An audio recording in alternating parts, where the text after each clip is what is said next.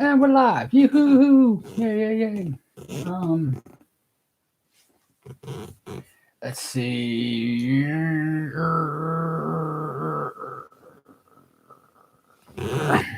Um,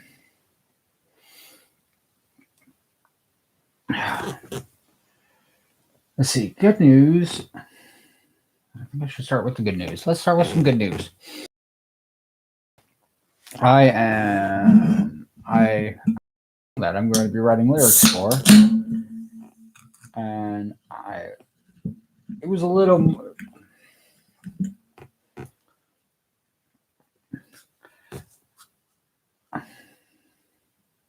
I should always not. I should have zero expectations for things. Because what I was expecting is kind of like a ditty and, maybe a little rock and some blues and just kind of like, doing it. And I thought I was just going to, write simple lyrics and stuff like that. But after listening to the song, listening to the music, I have some ideas, but I am going to be digging deep emotionally because the creator of the song, the creator of the music, really reached into a dark places, not dark or deep and stuff like that. It's probably the wrong, I can feel from just the way it was played, and they said they're cleaning it up, and I actually hope they don't take out a lot of that, because there's a lot of heart to the music. I mean, it's more than just the notes being played, and it is, kind of sorrowful and kind of regretting, and a lot of things that I know pretty well. So it's, I'm speaking about going deep. I'm going into a well that I'm very familiar with, but not expecting to, to tap into,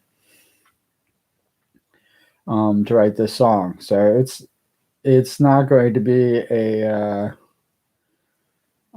slap dab, get write the lyrics, write the song, and maybe do a few takes and on how to sing it.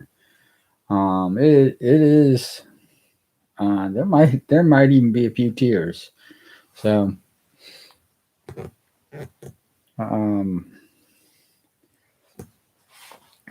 there might even be a few tears with the creation of this song. So we'll find out. I'm actually pretty chilly, and for those of you who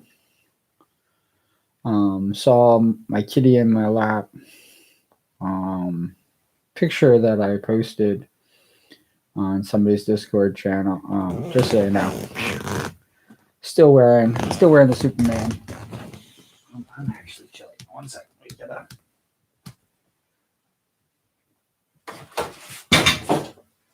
knock everything over. Knock all of this stuff.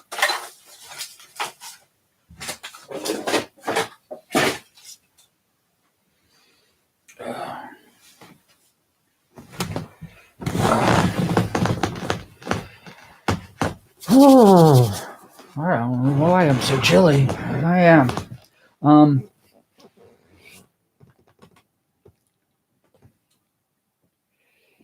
Yeah. So, I have a starting point. It's probably the better way to go, and I think because the refrain is pretty distinct in the music that he wrote.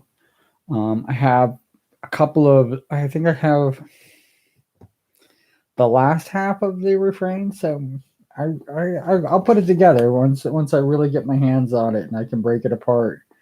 And it is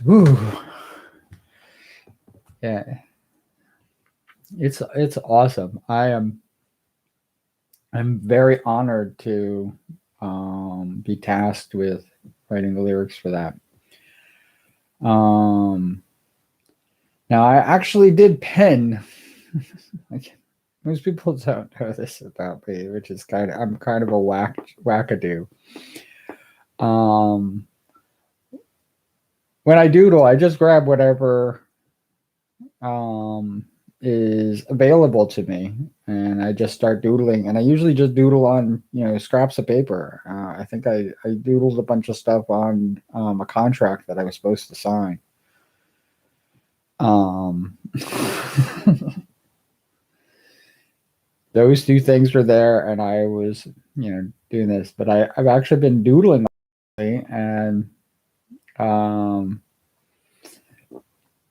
the inspiration is there, so I'm enjoying it. And there's a lot of places to go with it, and I have yeah my nerdy fashion sense usually takes over and stuff like that. But yeah, it's fun to doodle. I have I'm going to be actually physically drawing it, um, with proportion and all the proportion and perspective. Those two things are going to probably play into it, and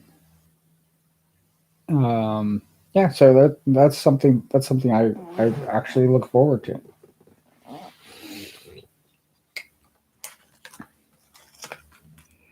Um, the I'm trying to think. I'm out of my depth. Sorry. I'm out of my depth with Discord. I've had it for years. I've done a lot of things from it. It's definitely not um, what I remember as far as how Discord was working. It um, yeah, it's kind of bizarro.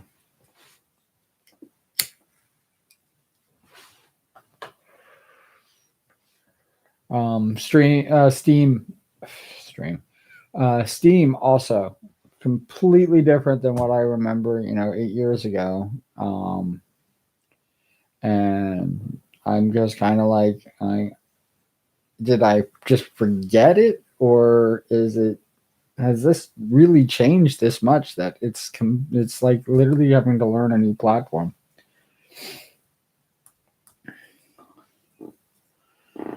I remember when people were clamoring for me to be freaking, asking me to mod their stuff and like crazy, and I was turning people down hand over fist, and only because I didn't want to degrade what they were doing. But now it's like I am so out of my depth, and maybe it was because when I didn't have moderator privileges, I wasn't really had nothing to do with the administration or the setup or anything like that. I was just basically an enforcer of the rules.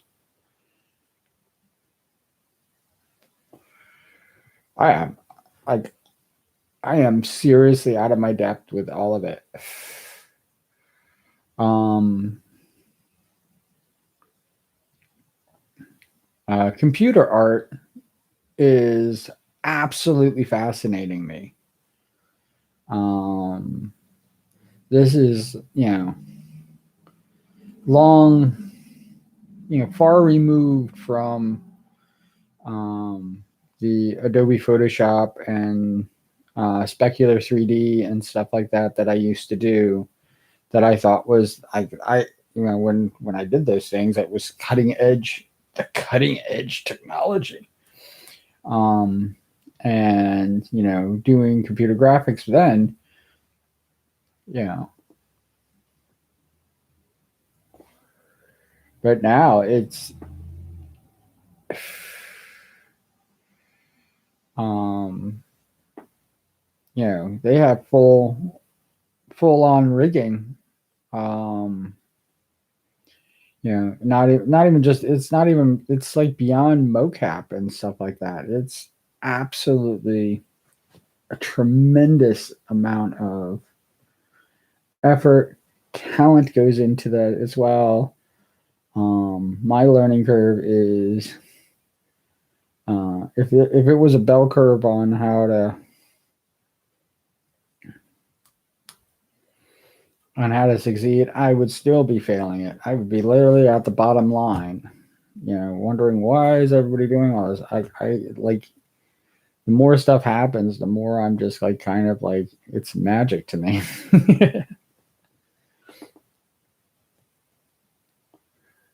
I mean, all the concepts are still there. I have to remember that I'm a very practical,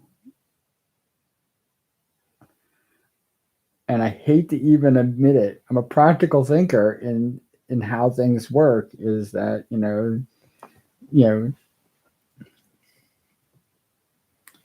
A interacts B and creates C. A plus B equals C. That whole freaking algebraic equation.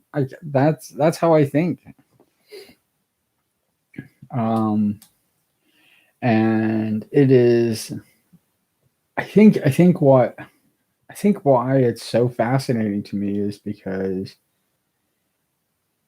it seems right now limitless, and whereas sculpting and practical special effects and even designing toys and all the physical things that I used to do and create, um, I I was when I started in that I was completely fascinated, and I thought that's how the magic worked. With computers, you can have actors that breathe. You can have actors that can see. You can have actors that can do all this stuff, and then you pretty much add everything in post. And like I said, the limits to this is I don't see the limits to where people can take this, especially bringing animated waifus, anime waifus, however you want to say it, creating a forum that where not anybody but um, people who want to be an anime waifu, a VTuber, um, or can be an anime waifu as a VTuber. That is like amazing to me. I don't know. I'm still trying to figure out what the rules are. I of course apply the rules of everything that I've known, because we are interacting with actual people, and you have to actually take that into account. That this isn't you know watching a VTuber is not like reading a manga or watching an anime. When you're watching an anime, you can let your imagination run wild. It's very static. The characters on the screen have no interaction with you at all, and they won't do what you say or anything like that, or they won't ignore you either. They're just it's not a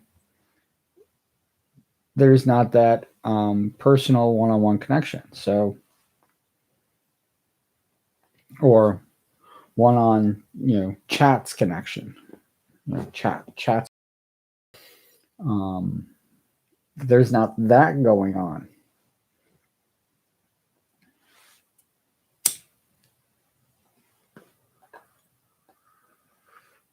And I, I guess I'm being sexist because I'm just calling everybody waifus. But yeah, I still don't. Like I said, I don't know what the protocol is because um, I and maybe it's because um, I don't I'm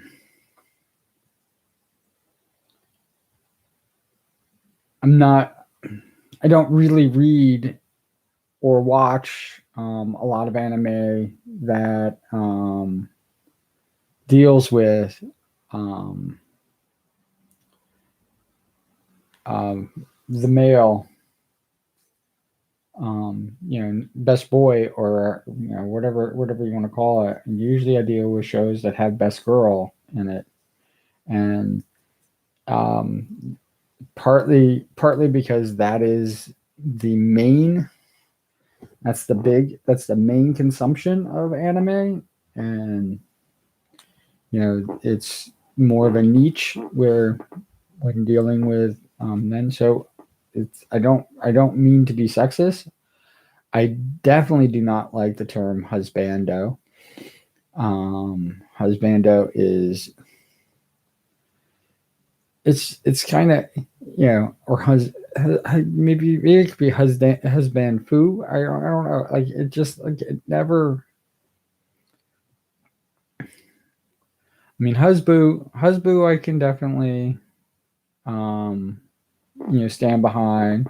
Husbee, I can definitely stand behind. Those two terms I can definitely, because they're nice and they're kind of cute and stuff like that.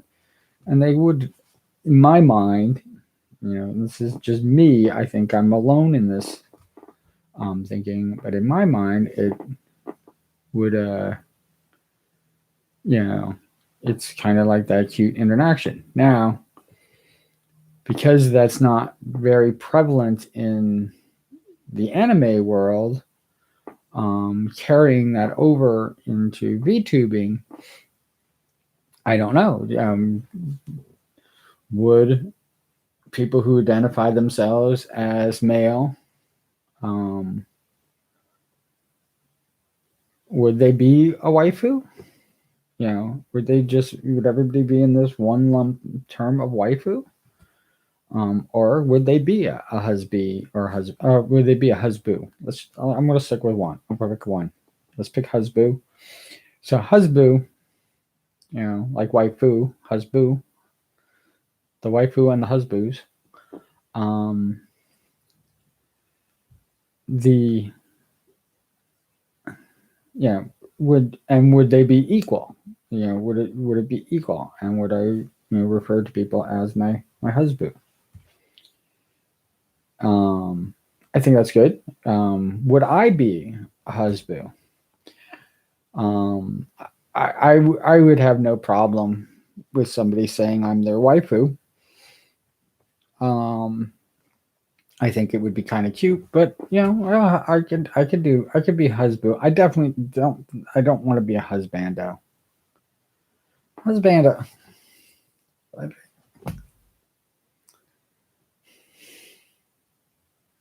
Um, husbando. Just I don't know why. It doesn't seem to roll off the tongue. I mean, husband itself doesn't. Yeah, I think it's because I would never consider myself a husband. um, I would be a hubby. Um, I don't know if I'd be a huboo, but I would be a hubby, not a husband, but I would be a hubby. As opposed to a husband. But or I would consider myself a hubby, wife and hubby. Um, so it to me it just makes sense of having a waifu and a husband or husband. I'm gonna pick one. I'm gonna pick one. I'm gonna pick one. I'm gonna pick one. And I was trying to choose husband. I can because The main reason that I'm trying to stay away from saying husband is because of hubby, and hubby is an actual husband as opposed to um, husband. So, but a husband is definitely, so waifus and husbands. That's how I look at it. I'm establishing that for me. You know, you can use it, not use it. Yeah, I don't. It doesn't matter. But for me, I think that's a good protocol. And if people decide that I am their waifu, I'm fine with that too. So it doesn't even make a difference to me, um, either way, because I still don't really know what those protocols are. Um, there are um, mostly due to time constraints. I'm going to probably, I can probably chalk it up to time constraints. Um, that um, a lot of the um, now bigger, um, and maybe and that also could be playing a major factor in um, why I am less um, active, but um, a few of my waifus, um, I have, yeah,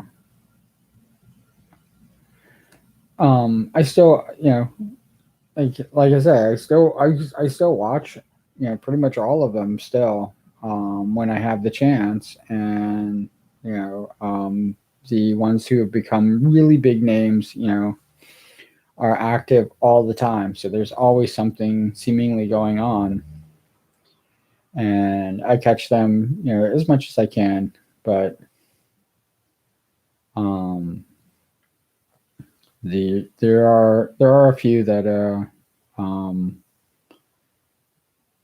especially with the way my real life schedule is looking up and how much time that I can allot for it. I still want to do this, so I can't, you know, and I'm still deciding when is the best time.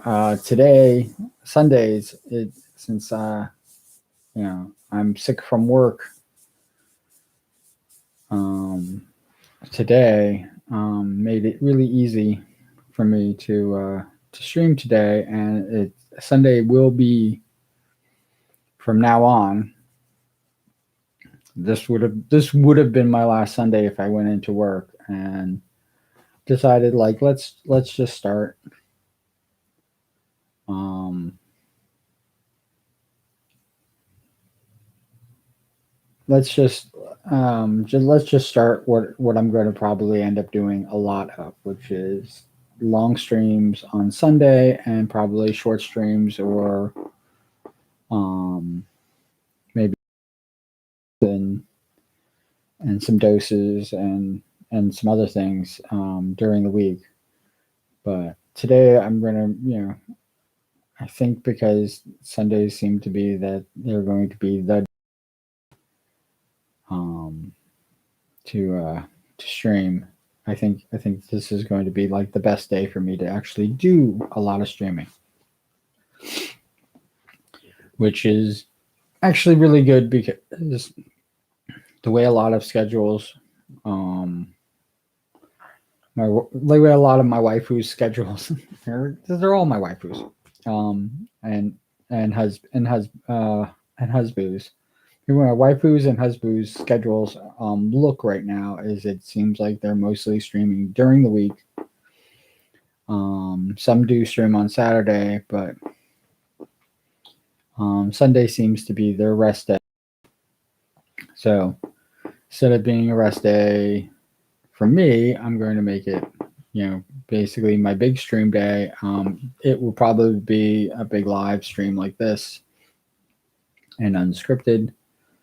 I yeah, Santa Claus is 2 months away, so and hopefully we'll be doing that after Thanksgiving, and we'll be doing that fairly regularly. Having Santa Claus come into town, and that should be fun. That should be fun to do. His schedule is also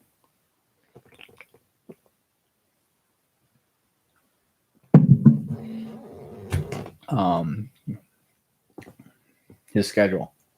So he's a non Santa's a non-factor into it, and somebody actually made a comment that he's my snuffleupagus, and you know what? Maybe he is. He didn't make it to the last one. Maybe he won't make it to this one. But we will. We shall see. Santa, my snuffleupagus. Hey, just so you know, snuffleupagus became real. There's generations of kids right now that don't even know that snuffleupagus was an imaginary friend. And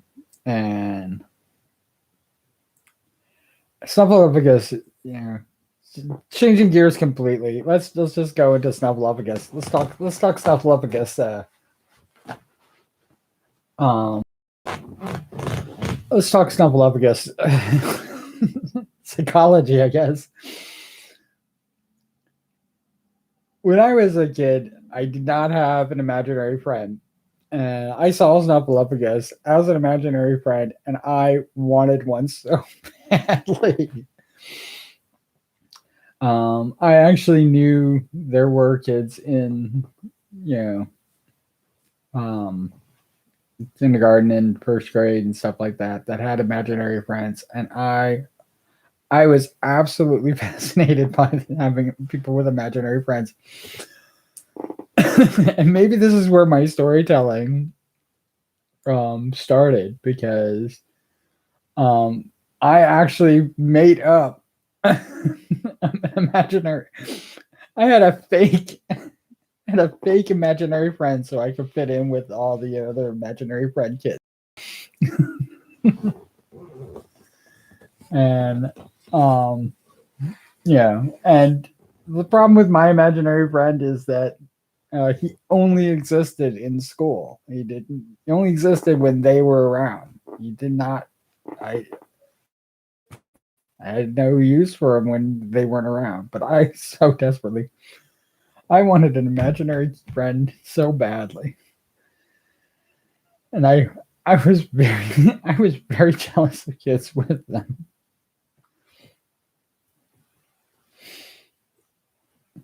And it took me a long time to realize what the psychology of an imaginary friend is, and how important to development imaginary kids were. But Big Bird had an imaginary friend. Why can't I have it? Why am I not special? Yeah.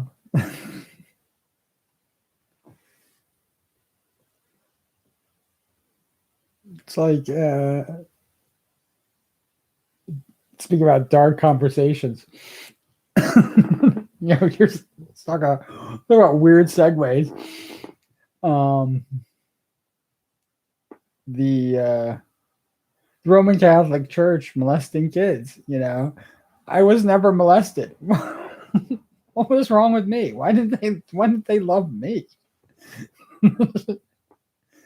Was I not cute enough?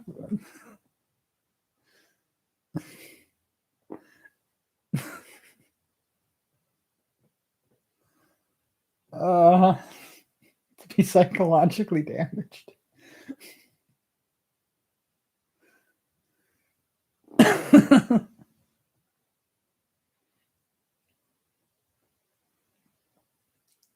And the reason and the reason I laugh about that is because, like I said, you're there. I've said this a million times, and I probably will say it a million times later too. I was mercilessly bullied as a kid. So it's funny because when it was happening, when a lot of it was going on, I could not, hindsight's definitely, I could definitely see the hindsight of it. But when it was happening, and even like looking back on how I dealt with, dealing with people day to day and stuff like that, I had no idea like how that was not normal.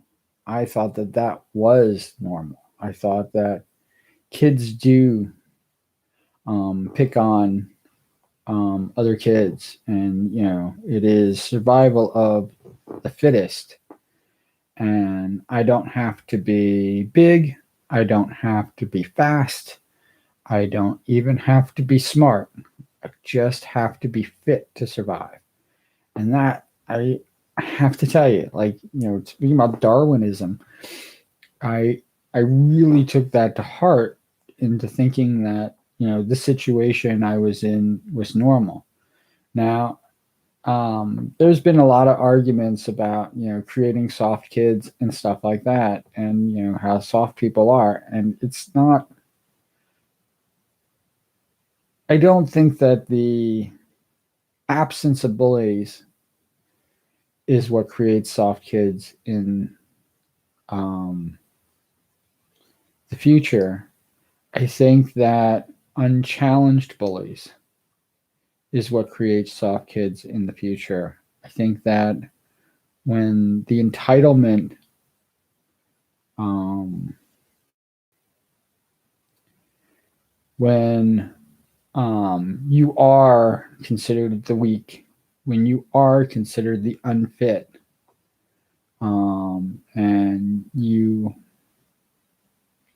and even just the ones who don't fit in, the outcast, um, when you are that um, person, you can see how entitled bullies are.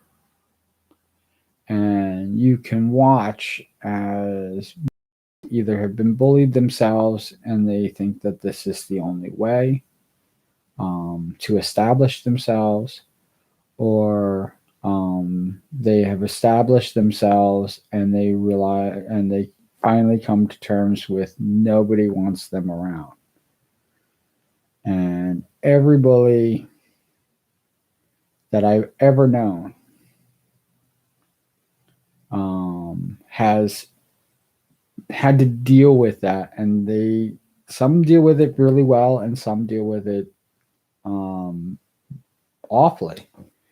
And part of the reason why they have trouble dealing with their personal entitlement is because they're not used to it being taken away from them.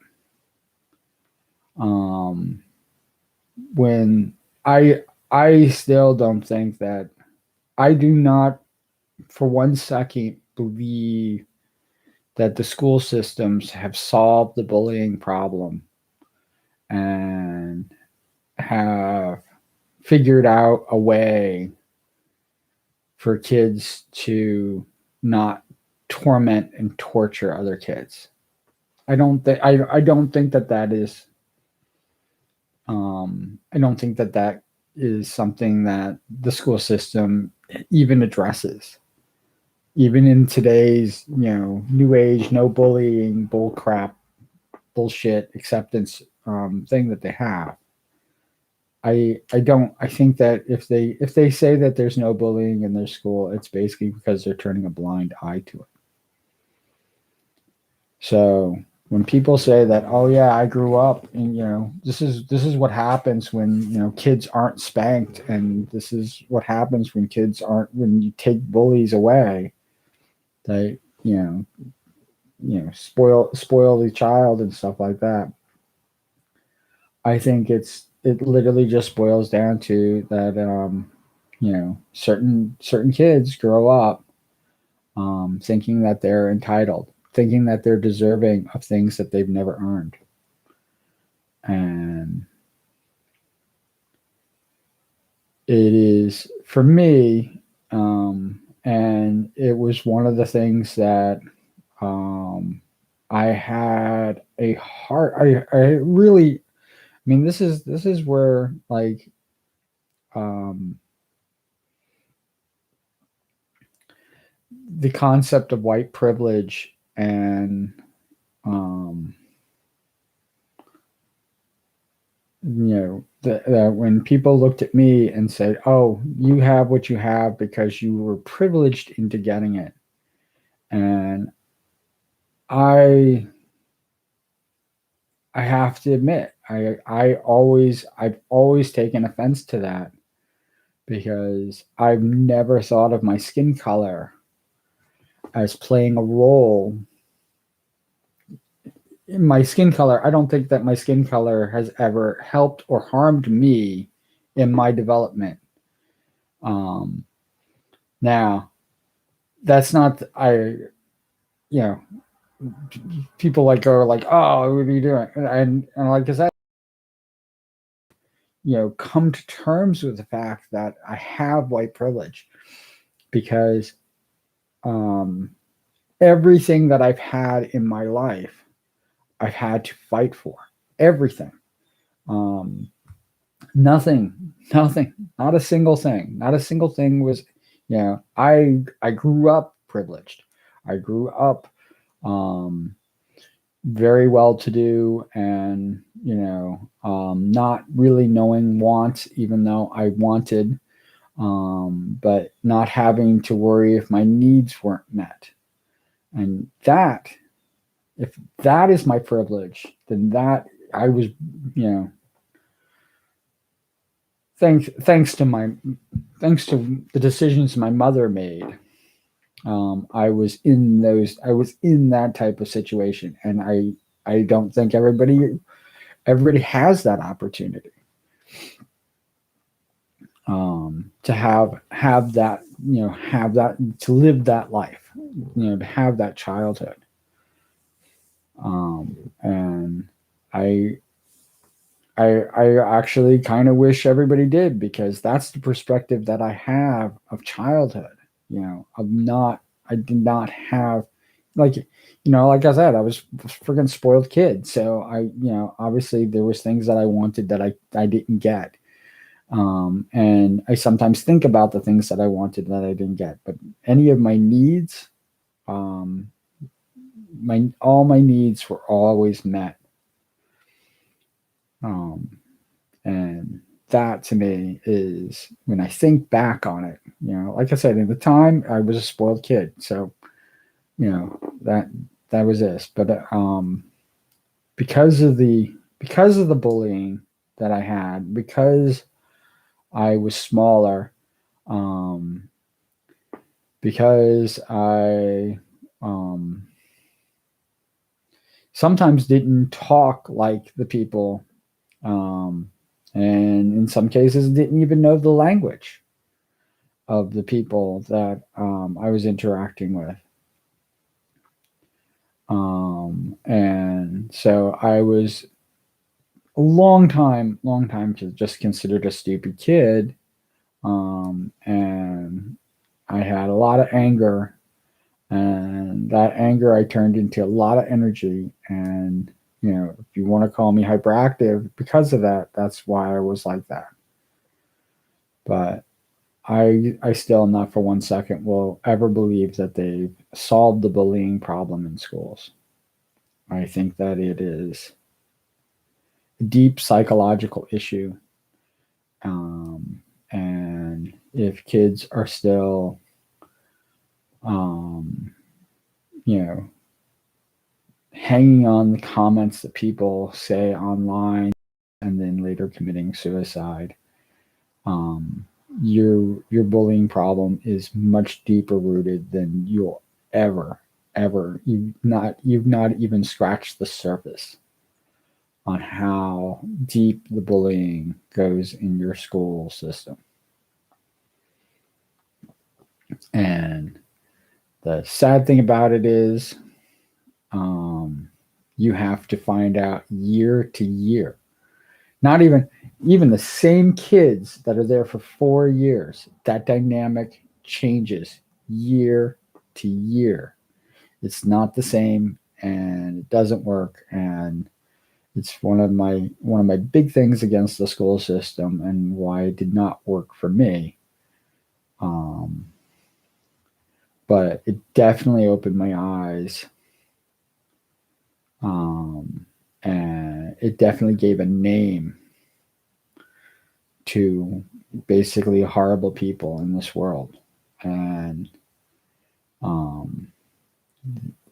the cool thing about calling somebody a bully is that, it if somebody called me a bully, it would definitely hurt me. I mean, I'd rather them just curse me out, and call me a dirtbag. Um, you know, a cocksucking son of a bitch. I mean, they can call me. You can call me whatever you want, but when somebody it hits hard. It's hard when somebody says that, it means that, like, I'm a freaking rapist. It means think about all the horrible people in the world. Mass murderers and stuff like that. They're all fucking bullies. That's what I ascribe being a bully to. That's who you are like when you're a bully. To me. I there is no worse thing you can be than be a bully. I mean, all those other names that they do just basically, and I think it's kind of like, what that says is that, when people talk about bullying and they compare them to, like, for example, I just said that, a murderer and a rapist are the same thing as a bully. The reason that I think those terms, reason I feel, I it's not even just think. That's the reason why I feel those terms exist, is because it kind of lessens the sting of being a bully. But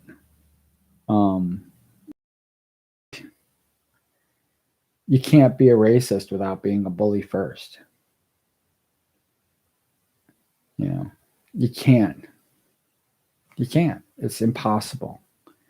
And you have to have hate in order to be a bully. Have to have it. Hate has to exist in your life in order to be a bully. And it's one of the things that I, for my later teens and into pretty much all my 20s, it was one of the things that I struggled with, because I had so much hate towards people in general, that it actually took me a long time to realize that I became exactly that person that I did not want to be. That,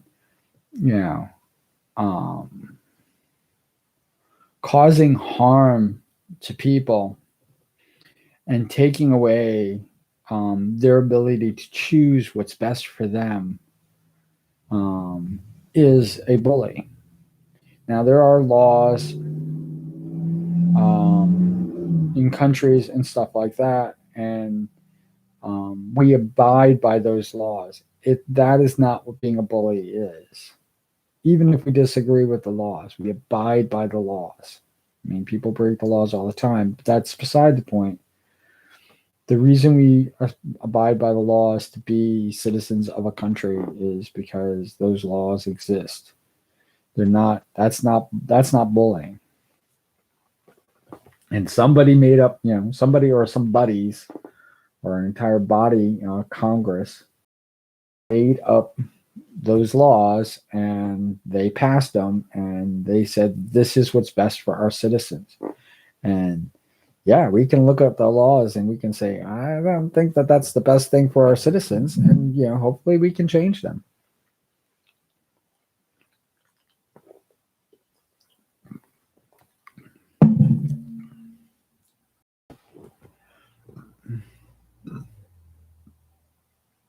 I feel that protest and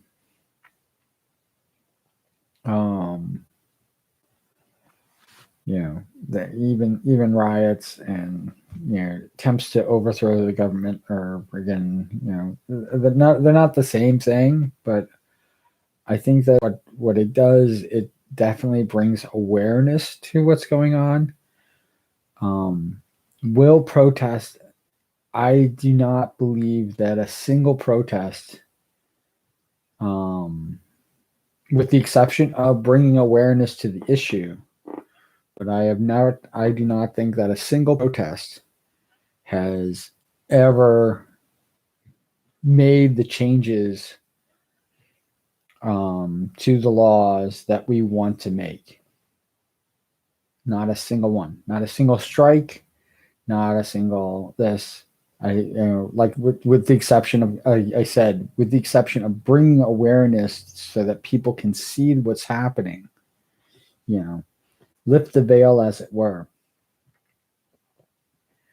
And in this age of technology where videos can be shown, I think that those things can bring the awareness better. I think that our news organizations are using an antiquated system, and that antiquated system, instead of moving into the modern age and delivering honesty, impartiality, objectiveness,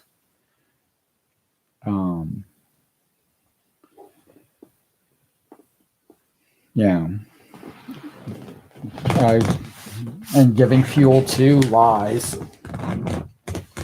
I always think funny that the bigger liars are calling certain aspects fake news when they have no evidence and no backing and no nothing to support their statements.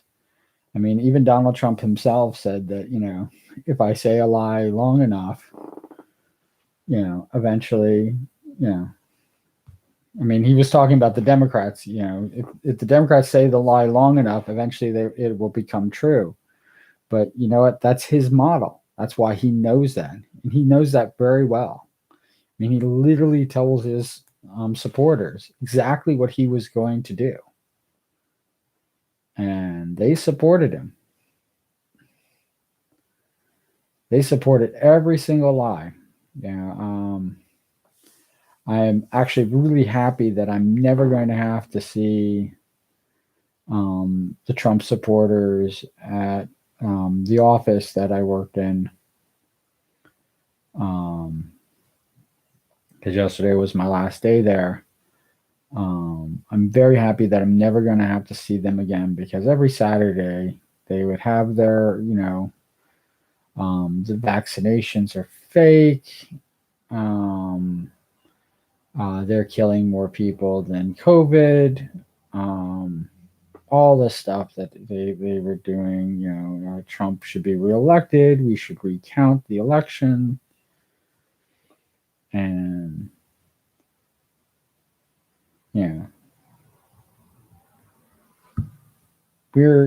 this year is almost over, and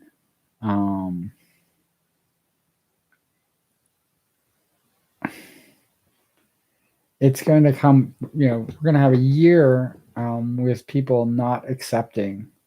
And to be very clear, these are the same people who don't accept the same people that don't accept Joe Biden as the president of the United States are the exact same people who told Democrats that accept the fact that even though he lost by 2 million votes, Donald Trump is your president, and you should get used to it. This is how the world is, and you know what? This is you. You should get used to it. And I didn't see all of these horrible things that these people are doing. I have not seen one while Trump. I never saw one while President Trump was president. One single person do half the bullshit that the Trump supporters are doing. And they expected us to just accept him, and to accept all his freaking lies, and to accept it. And just so you know, you don't have to accept Joe Biden. You don't have to accept Joe Biden this, but you have to accept, as I accepted Trump as, the president, or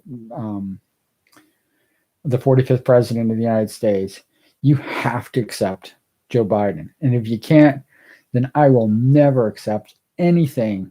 And I can't take back the fact that I accept Donald Trump, and I won't take back it, but I will never accept anything that you present, ever, even if it is the truth at this point. You have to bring me evidence. You have to back it up with facts. You can't say it's hearsay. You can't say my cousin's brother's uncle's dog freaking told me this and it has to be true because that's what they went through. No, I don't believe it.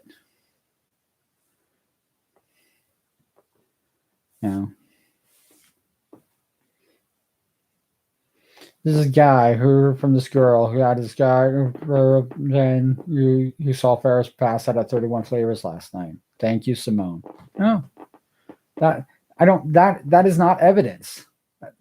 Because somebody said it is not evidence. How about this? I'm saying that it's bullshit. I'm saying that you're freaking living a fucking lie. I said it. Does that make it true? Doesn't necessarily make it true, but it definitely looks like it's true. Fucking wake up. You're calling freaking Democrats sheeple, and I'm like going, you guys are following this guy to hell. To hell. And what makes it even worse, because of how you're following it, because of what you're doing with this, you're not only putting my life at risk, even though I've gotten vaccinated and I'm protecting myself.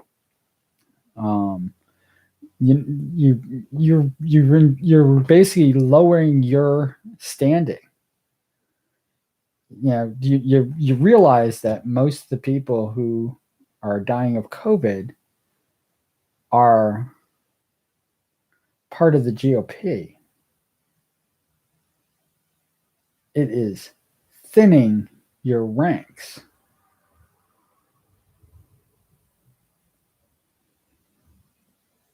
And it has nothing to do with being strong. And it's nothing to do with, this. And I would love for you to protect yourself, because I would love to have a debate and to talk about the issues and to get back to some fucking normalcy around here, because this is insanity. This is your life. It's your family's life. And I think somebody posted once that they got vaccinated, but they still got COVID, and they gave it to their family, and how horrible that was. And I want you to know, listen, the fucking Delta variant happened because of the unvaccinated. We did not gain herd immunity before that basically came. And it's not even just the United States, because I don't even believe the Delta variant came from the United States. But, the rest of the world did not get 70% vaccinated for herd immunity. We failed, and the variant got through. Just so you know, it's not going to be the only variant, because we're still not at herd immunity. The Delta variant, and I love it. The other thing about it is, I didn't even want to do a whole big freaking thing about the freaking COVID, but let's talk about let's just do that. The Delta variant is an amazing thing. And guess what? Just because you got vaccinated doesn't mean you shouldn't be wearing your mask. You should be protecting yourself. Did you fucking care about your family? Protect yourself. You're going to public places. You're going to be within 6 feet of people. Some of them probably unvaccinated. Some of them probably got to have COVID. And it's just like that's what it is.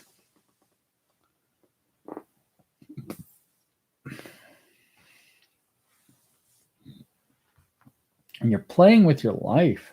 You're playing with your life to not get vaccinated. Just playing with it. And if you did get vaccinated and you did catch COVID and you did give it to your family, I'm very sorry. But this is the world we fucking live in. It is. I'm worried about it all the time. I have to deal with the public for my job constantly. And I work for a company that does not give a shit whether I live or die. So I understand. If you don't think that I understand, I don't understand. I understand. But I mean, that's the reason why you should be protecting yourself. And you should be looking at it as, thank God I got vaccinated because it could be worse. I have an aunt who died from COVID, died thinking that this was all a hoax, because that's what the president said, that this was just the flu, a version of the flu that is passing through. She believed it, she got it, she died. And it's awful. Awful. As much as it, politically her and I disagree, I actually wish she was still alive today.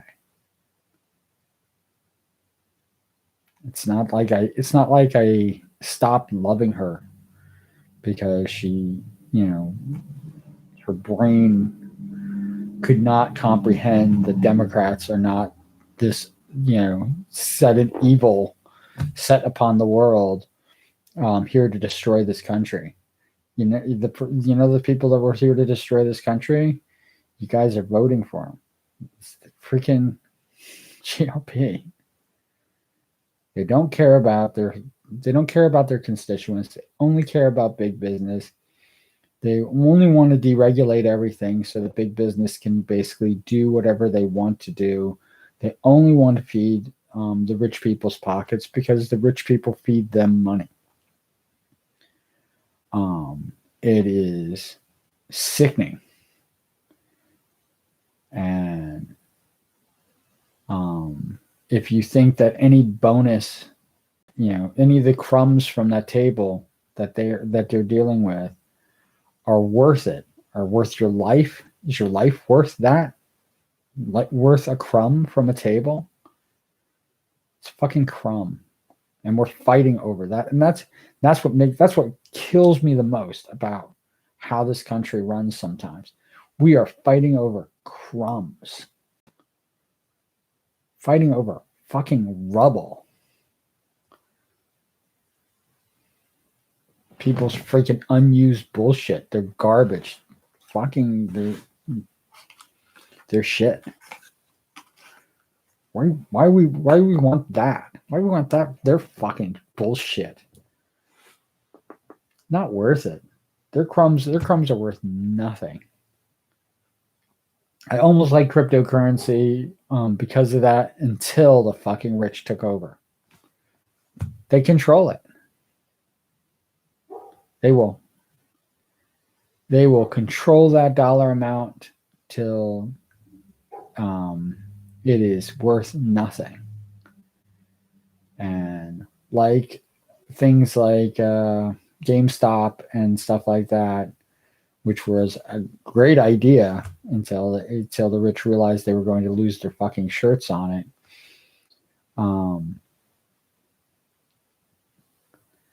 until stuff like that can, we can start basically taking back our fucking country for a change.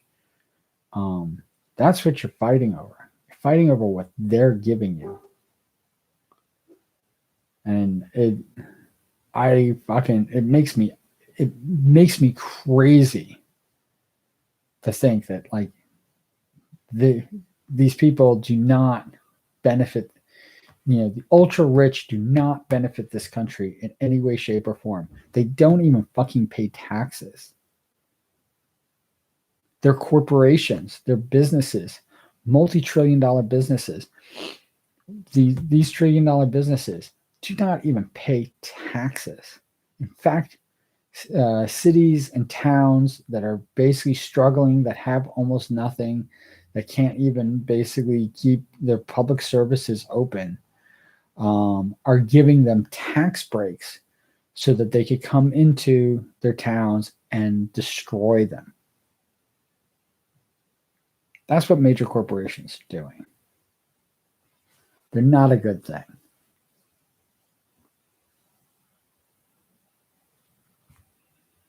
They're convenient. There's a lot of things. They sell second-rate products, usually made in China. So if everybody wants to talk about how bad things are going on in China, you're supporting, everything you fucking buy right now comes from fucking China. Everything. So if you think that the Uyghur situation in China is so horrible and it's a human rights violation and how bad it is and everything like that, well, guess what? You support that genocide. I support that genocide. I try not to as best I can, but I can't get away from it.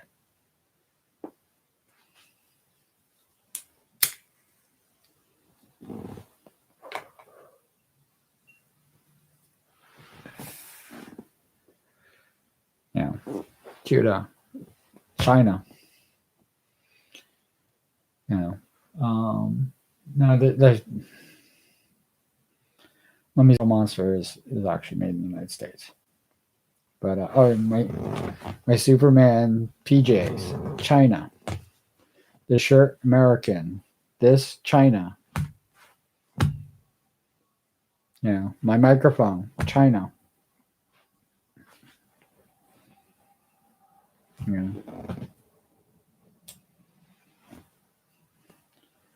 I bought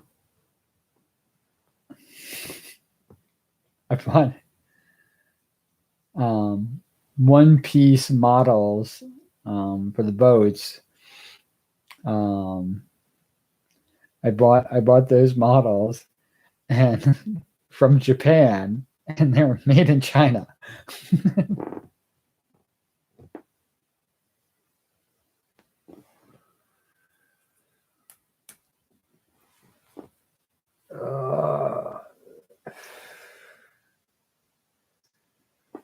So yeah, that's where we're at.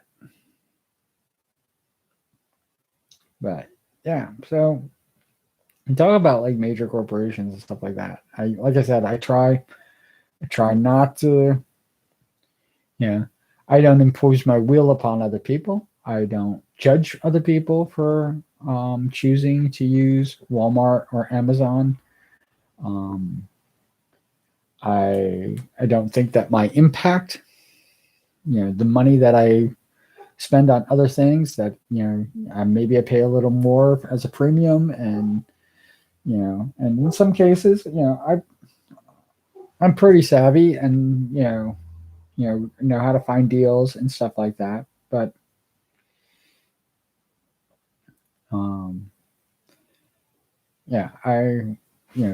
those two companies, I do my best not to support. I don't take plastic straws.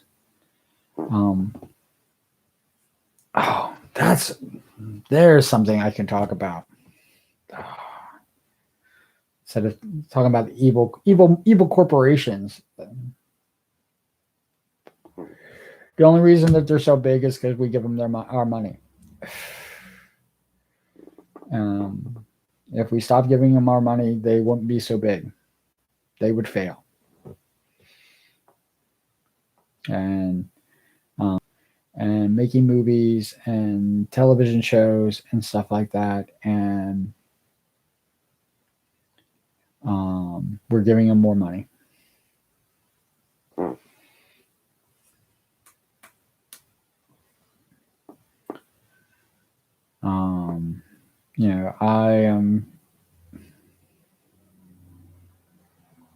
I am thinking about using my Twitch account because I watch a lot of streamers on Twitch all the time, and it's Amazon. For some reason, I thought that was Facebook, but it's Amazon. And I'm kind of, torn between that because, I will be, making Amazon money. Streamer, and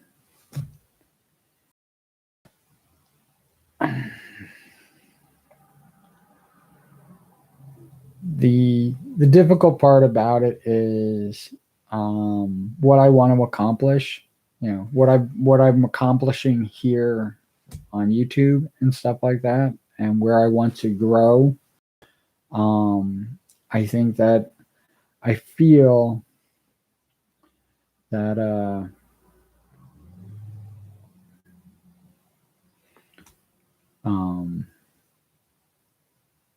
if I stagnate myself because of my personal views, that I am going to not be able to continue this.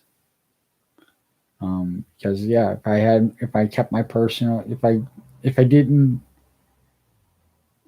I think it's one of the things that kept me from, doing this 7 years ago. And even, I can even go back to, 2000, 2002, 2001, 2000, when I had the opportunities to do this. And one of the major factors that was stopping me, when Yahoo was huge, one of the major factors, and before Yahoo tanked and became a freaking micro freaking thing,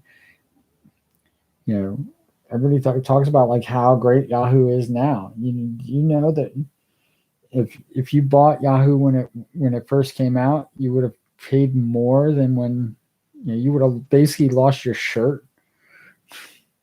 People were betting against Yahoo for years, and it was micro freaking, the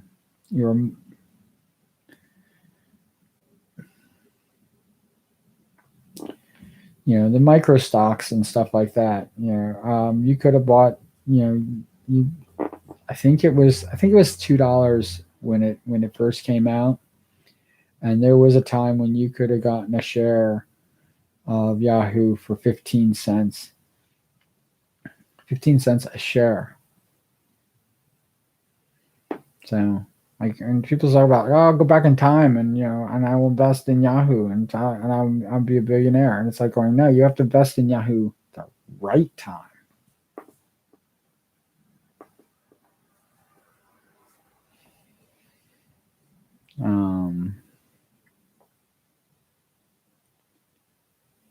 But yeah, so. But yeah, why I'm doing this now. I'm doing, this is for my own entertainment, my own, thing, and I'm trying to make a few friends, that not like-minded. I hate the term like-minded. You don't have to be like-minded with me in order to understand what's going on. You just have to have understanding. And so I don't want people with the same mind. I don't want people who think like me. Why the fuck would I want that? I want you to think for yourself. Be yourself. that is my big thing. Is like I like people for who they are. You know, being yourself, and yourself not necessarily is, you know, what you physically, you know, like me as my physically look like. And if all you see, you know, because this is a video, you know, I should say, what most people see, because this is video, is my face, and the sound of my voice. That's the two things that they see, and beyond that, they don't see anything else. Um, my my hope with all of the videos, you know, I mean, this is every single video that I've made, is that you can see from what I'm saying, how I'm saying it, how it relates to you, how it doesn't relate to you, um, who I am. You can see that. You know, if I tell a story, it doesn't fucking matter whether it's true or not. Who fucking cares? That's not the point of the story. The story shows who I am, and it's it's a deeper thing, um, than, and I fucking hate the term deeper, but it's the only one I got. It has a richer meaning than just me sitting here gabbing on for over an hour, about all this other nonsense and stuff like that. And I I don't know if I'm succeeding. I know that my reach is very, very small, and that I think that is, what hurts the most. Like I said, like I've said a billion times, it has nothing to do with fucking making money. It has nothing to do with, you know, who's subscribing. My subscribers really, you know, I have a few subscribers that are actually watching my videos, which I thank you. Thank you for subscribing. Thank you for coming in and seeing the videos, and, you know, and seeing what I'm up to and stuff like that. And I literally, my sincere hope is that, um, you can see me,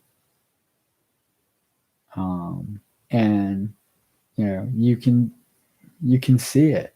And if you can, I I I encourage everybody, um, you know, even the ones who don't see it, um, to start on their own journey of self discovery.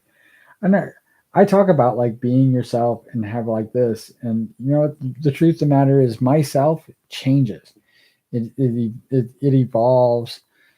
Sometimes it's, you know, in leaps and bounds, and it's almost a revolution. But for the most part, I evolve.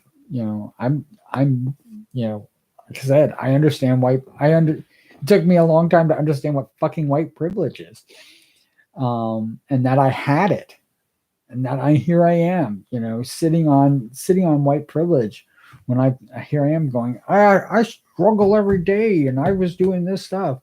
But, the one thing I never did was, you know, my mom never told me that, to stay away from the police. I was told that, you know, if I got into trouble, you know, find the police. Um, I wasn't scared that, if I walked out the door and, heard a police car coming down the road, that I might get shot just because of the color of my skin. I've never been scared like that before. Um, my mom, who probably worried a lot about me, and my brothers, but probably worried a lot every day about us. I do not think that she ever worried that that day was going to be the last day she saw me, every time I walked out the door. That's a reality that some people live with. Do I consider do I consider not having that fear privilege? It shouldn't be a privilege. It should be standard. Everybody should have that. Everybody should live without, nobody should live in fear. Nobody. I don't care who you are. I don't even care if you think that Trump, that they should have taken over the fucking government. You should never live in fear. Ever. You should not be afraid that today is going to be the day you die without having to, an unknown factor of like what could happen. I mean, yes, a bus could hit you. Yes, plane could fall out of the fucking sky. Meteor could hit you. Anything could happen. You can die. But do I walk in fear of those things happening? No. Do I even walk in fear of a stray bullet, coming through my house and killing me right now? No. Could it happen? Yes. But am I afraid of it right now? No. I think some people are silly in their thinking. It's like, gun owners, when you use a gun, when you say this gun protects you, guns do not protect. Don't ever think that they do. Guns are not protection. Guns are for killing. That's their job. They're very good at their job. And shooting a person who could shoot you. Remember, they have a gun too. Shooting a person who could shoot you is not a guarantee, because that gun's not a shield. It won't stop those bullets from hitting you. So it's not protecting you, and you shooting at a shooter does not guarantee that you will stop them. I always think it's kind of silly that when you look at the police brutality and you look at the fatalities, especially in the shooting fatalities, almost every single shooting that I've seen has not been a perpetrator with a gun shooting back at them.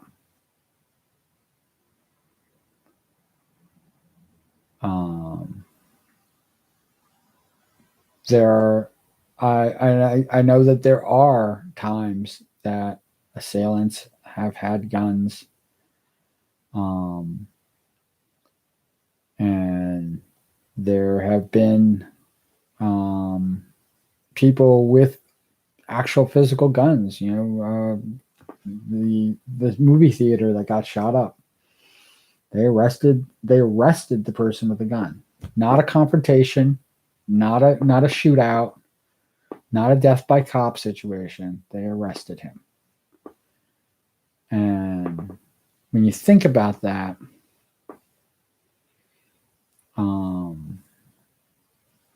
and a guy who shot, protesters, walked by police officers with a gun and escaped. They allowed him to go free.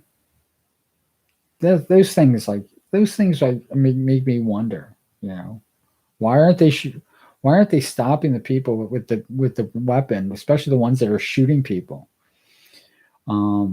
There was a school shooting where the police officer assigned to the school, because they had a police officer in the school, failed to do his duties because he did not want to interact with an active shooter.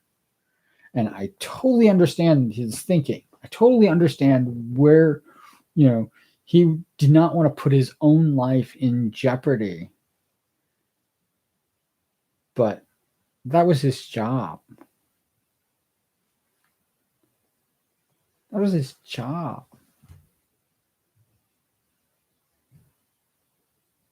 Here's a man with a gun. Can't stop an active shooter. So, good guy with a gun argument seems to fall apart. Very good at stopping people who are unarmed. Very good at being a bully. Um, it's part of the job, it seems. Um, um, mistakes happen, like pulling your gun instead of your taser, and that bullshit. I think it's bullshit, but I guess mistakes can happen. As ill trained as you could be, I assume people are not very good at their jobs.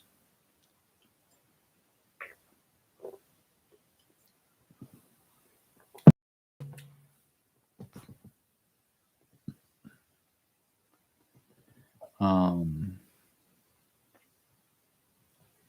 I think tasers are safer. I don't think that they're safe. I think they're safer than guns.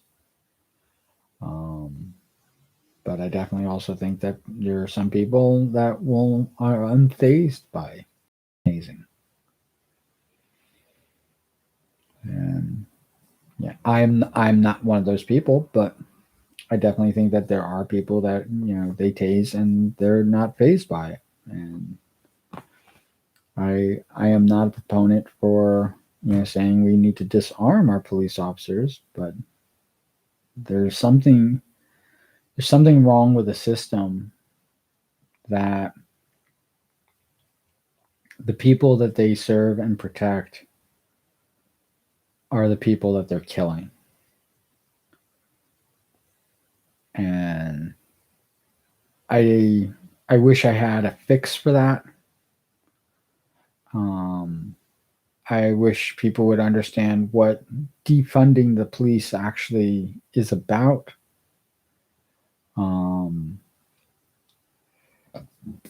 I guess reallocation of funds is too much to say, and that's the reason why they say defunding the police. I think that there should be, like before war, there should always be diplomacy. Diplomacy is the result. I mean, war is the result of failed diplomacy. It's and I can't name a single fight that has ever happened, especially if one ends in somebody dying, where that is not the case.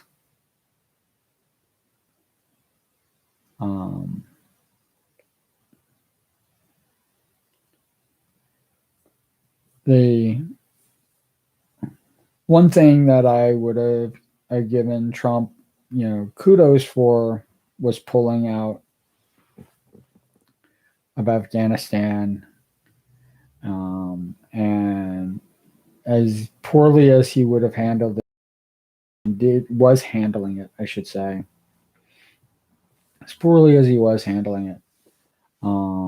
That is the admitting that you failed in a admitting that the United States failed in their objective of Afghanistan is a very tough pill to swallow, because I mean, look at Iran. I mean, we tried to nation build that and failed. Look at Iraq. We tried to nation build that. We failed. Korea and Vietnam, and you can go all the way back. And then you can go literally back to the Revolutionary War, and we can start to think, maybe building this country was failure.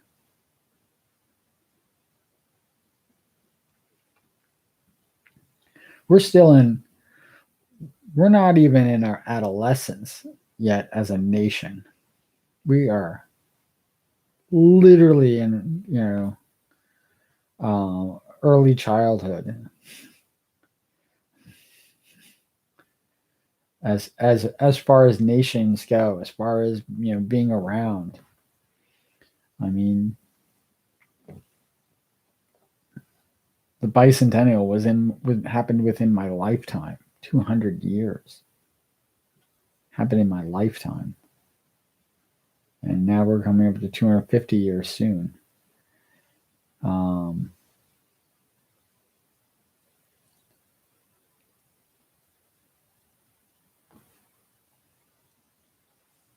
It's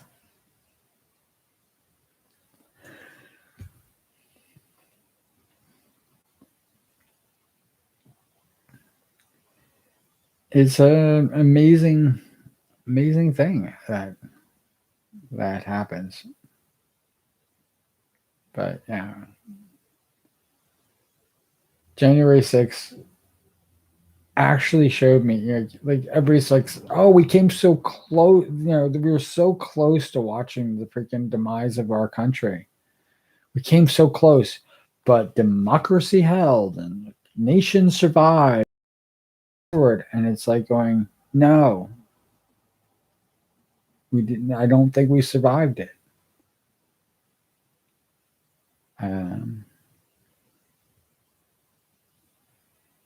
We have a former president that nearly succeeded in a coup against this country. We have a party being held hostage by the same person. We have a nation divided based on lies and misinformation and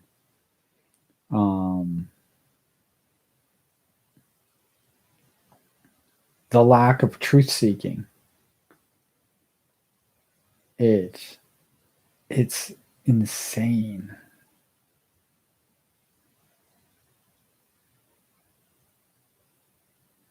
I don't know if we survived, but we're still breathing. I think that might count for something.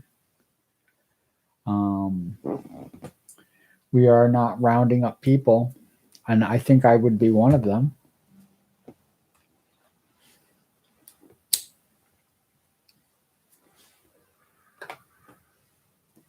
To keep them from, speaking their truth.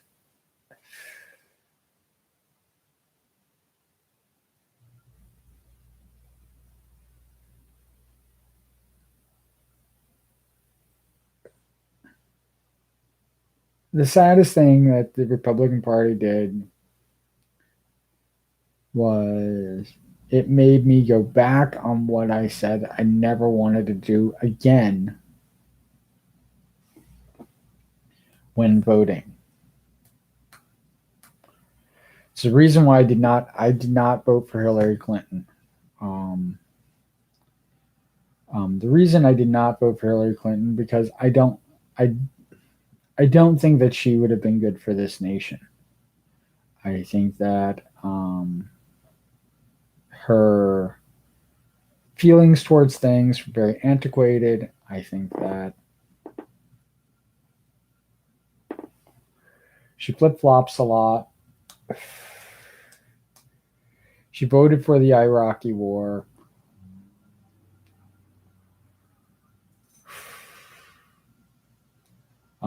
I don't really know where she stands in this. She's a former Goldwater girl turned Democrat. She would be the best thing for the Republican Party if she was president. She would have been. Much better than fucking Trump.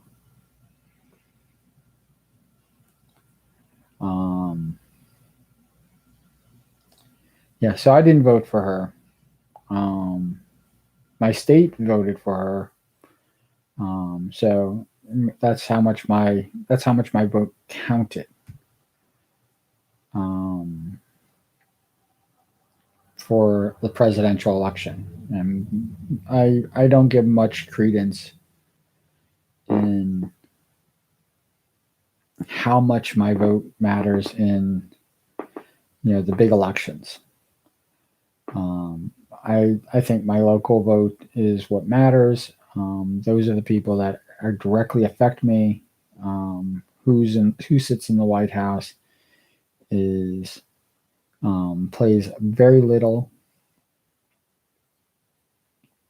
in my safety, in how I'm able to function, my roads.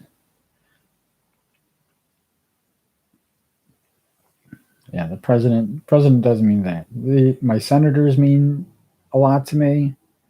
Um, my mayors, my town councils, my elected officials. Um, those are the people that those are the votes that actually matter to me, because those people actually affect how I function, or am able to function, or don't function.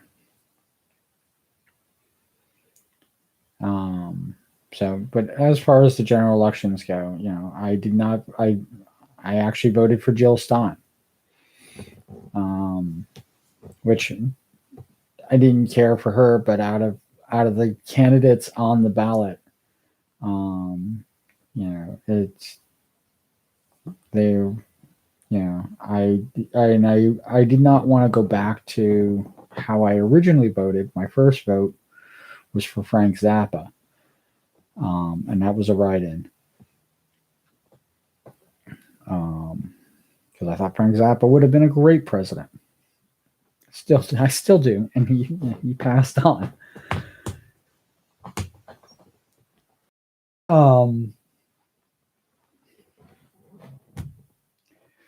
But yeah, I think he would have been a great president. But after doing that, I decided that I will vote for somebody who is on the ballot,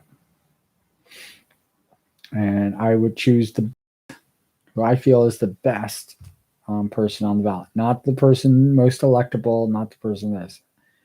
And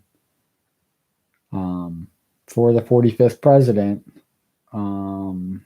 Jill Stein. Jill Stein was the best in my opinion. If it was literally just down to Hillary Clinton and Donald Trump, I would have voted for Hillary Clinton, and I didn't want her as president. It's just my personal feelings. It was one of the reasons why I supported Bernie Sanders so much. But I definitely think that the Sanders campaign has a lot of that fervor and that craziness that the Trump campaign has, and maybe that's what is that where politics are today? Not actual physical, what they're going to do and what they can accomplish and how they work well in Washington, and what how much work they're actually going to do. People don't. Those are the things people don't see. They just see the fervor, and they see the the drum beating, and the fellowship, and the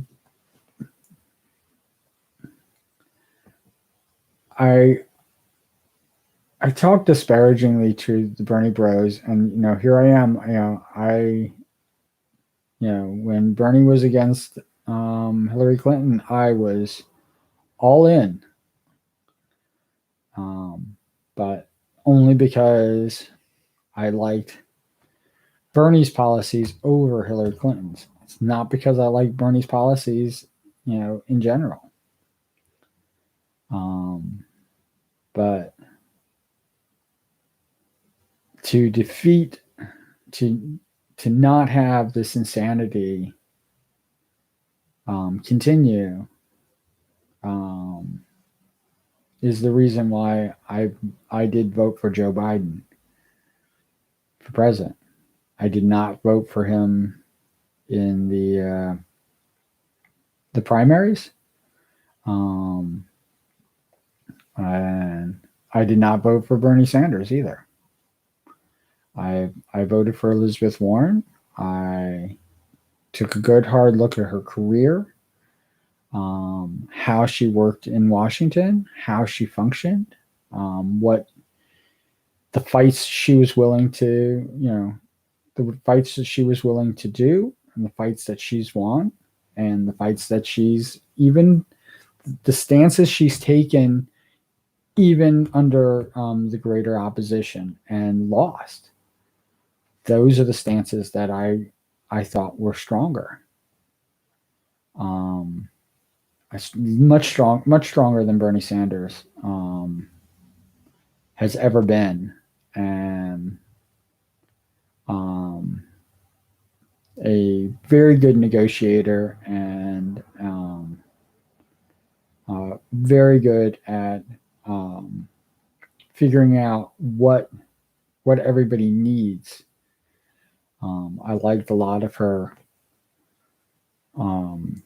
stances. I liked the fact that she supported empowering women because, I think that is, the patriarchy that we live in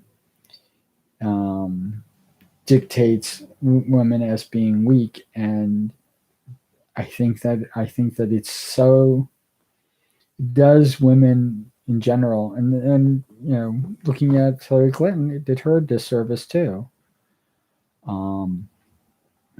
It's one of the I look at it as strength of character. Hillary Clinton wanted to become an astronaut and join NASA, and she put in an application for it, and they said no, and she accepted that. The thing I liked about Elizabeth Warren is Elizabeth Warren did not accept a lot of the situations that she was in. She worked very hard, and she literally pulled together. I encourage everybody to read her policies, where she wanted to go, what she wanted to put forward. She's working very hard to even put those things forward, and I definitely think that it was definitely a struggle. It was definitely a struggle to get the message out there, and the whole stupid fucking Pocahontas bullshit. I mean, that is the reason you didn't want to freaking vote for Elizabeth Warren? Because Trump called her Pocahontas? A fucking stupid nickname that means nothing. Her genealogy, she had never claimed Native American status or Native American heritage. Like me, I have Native American status, and just recently found out I even have Cherokee in me. And the stories that my grandmother used to tell me all the time about it, hey, they are fantastic stories. What can I say? They're wonderful, and but just because I have Cherokee, I'm related to somebody who was in the Cherokee Nation, does not make me Cherokee. It's just because I have more or sub-Saharan African blood in me does not make me African American. Um, I think it's great that I have it. Um, I actually kind of wish it shows up in my DNA at some point in my lifetime. Um, but my current DNA calculations don't show that. But then again, I want Neanderthal in me. So I mean, um, yeah, I don't even know how much Neanderthal is in me. My brother had 5%, and I kind of like say, well, because he's my full brother, I'm going to probably have about the same, which is a shame because I my theory about that. But yeah, just because I have it doesn't mean that it's something that I can use. Yeah, it's like yeah, I have family from Spain, um, and you know I do not consider myself Hispanic at all. Again, I have my ancestry token, and it originally had no Spanish in me at all. Um, it all is what it is. Um,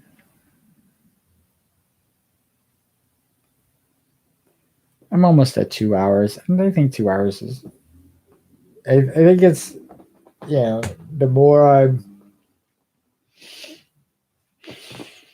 getting into the groove of doing these things, of doing live streams. The suggestion on Twitch, um, YouTube seems to want about an hour. Anything over an hour with a YouTube video, they kind of like go, eh. But when you have the hour, people they tend to like our videos. And then, but I think they really like 30-minute videos. 30-minute videos for them is the best. 30-minute is like, if you can do a 30-minute video, you get your point across. You can show nice, cute pictures and maybe some graphics, and it'll do what it can.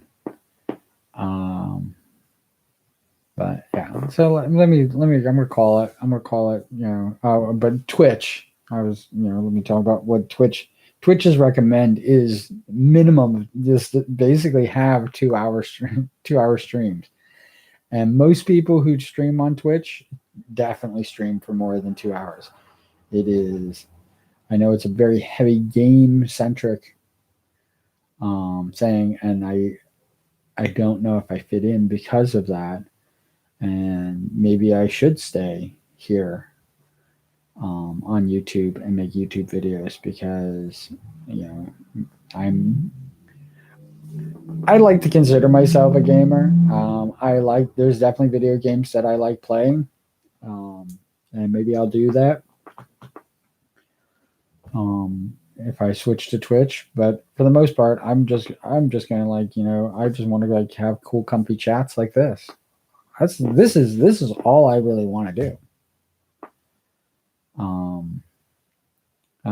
Maybe eventually do other things, but sculpting and playing games, and I would love to do tabletop games and stuff like that. But for the most part, this is it. This is what you're seeing. And I have a high definition camera. You can actually read things that I'm filming, and I gotta probably stop using this, because I've watched some of the playbacks of it, and I'm like, oh,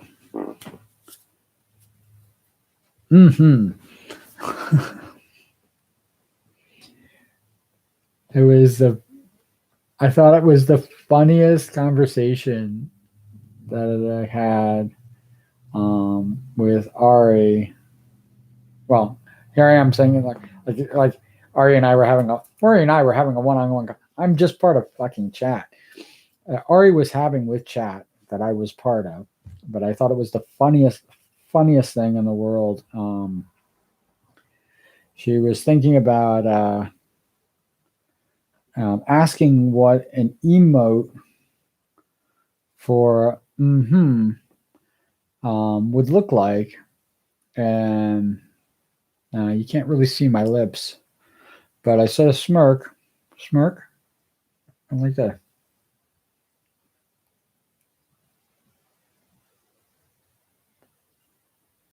Yeah. Yeah.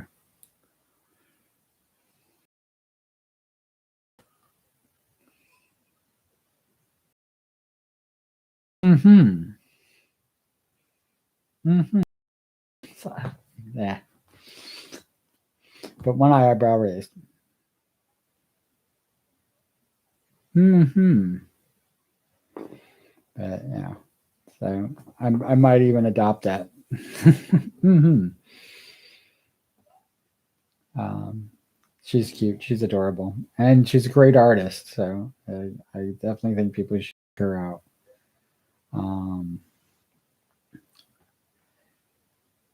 the um, yeah, and check out Alice and check out Luna.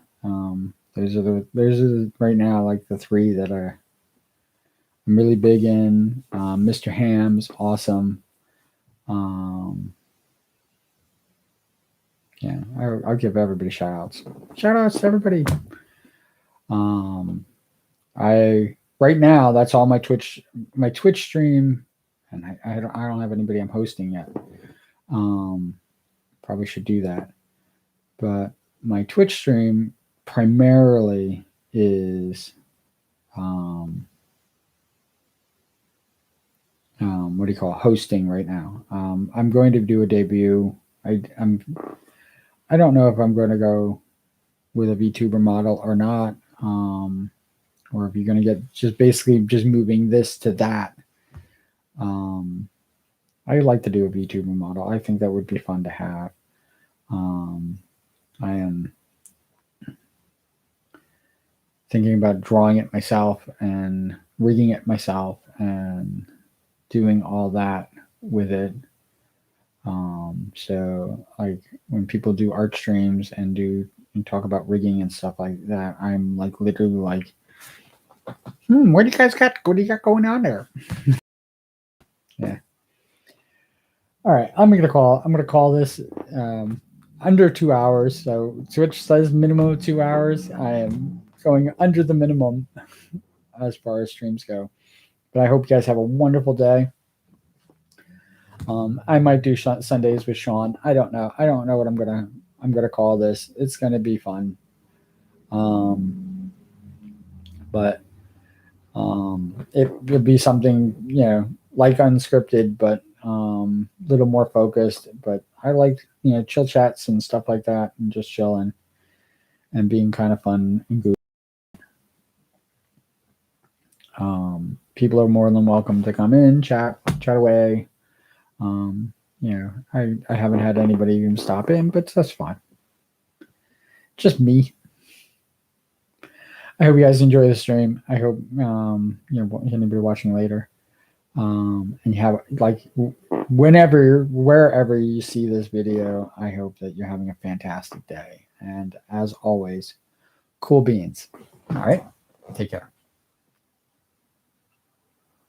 Boom.